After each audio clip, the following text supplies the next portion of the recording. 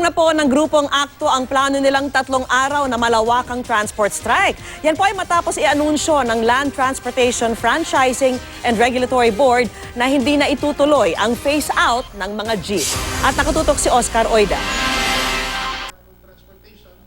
Ikinatuwa ng transport groups ang pagtitiyak ng LTFRB sa gitna ng kanilang konsultasyon kanina na walang mangyayaring phase-out sa mga pampasaherong jeep. I would like to assure everyone here in this room and the public that there is always room for every mode of public transport, from buses to PUJ. Wala hong mape-phase out. I would like to assure you of that. There is room for everybody. Kaya iniurong na ang bantang malawakang 3-day transport strike ng grupong Alliance of Concerned Transport Organizations o AKTO. Sa nakikita namin, naniniwala pa rin kami sa sinabi ni Secretary Tugade na walang phase out.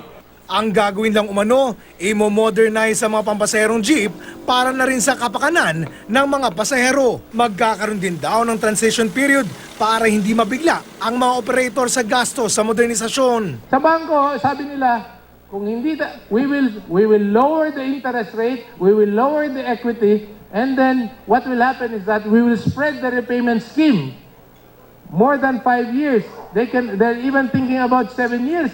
Kailangan din daw isaayos ang dami at klase ng public transport para sa iba't ibang ruta at gumawa ng consolidated group ng operators. Ang tinitingnan natin dito, from the point of view of regulation, is the number of vehicles that we need on a route, not the number of so many operators on that route.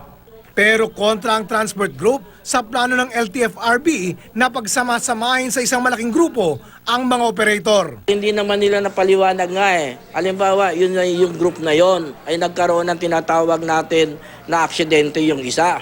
O ngayon, kapag nagkaroon ng aksidente yon, ay baka lahat yon ay suspendido. Maraming single proprietor na operator na kung sasama dyan sa fleet, hindi makakasama dahil wala silang puhunan.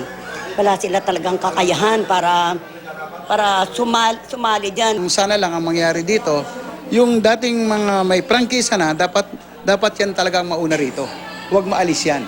Itinutulak din ng LTFRB ang automatic fare collection system maging sa mga jeep, gaya ng paggamit ng beep cards sa MRT at LRT.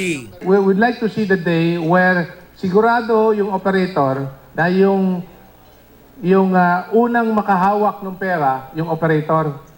Paano? Kasi siyempre, pag tap ng pasahero doon sa card niya, pupunta yan doon sa account ng operator, hindi doon sa account ng driver. So siguradong wala dong pagdating sa panahon masusort siya sa pagbabayad ng boundary. Paalala ni Delgra sa mga operators, higit sa pagnenegosyo, pagseserbisyo publiko dapat ang turing sa pamamasada. Oscar Oida, nakatutok, 24 oras.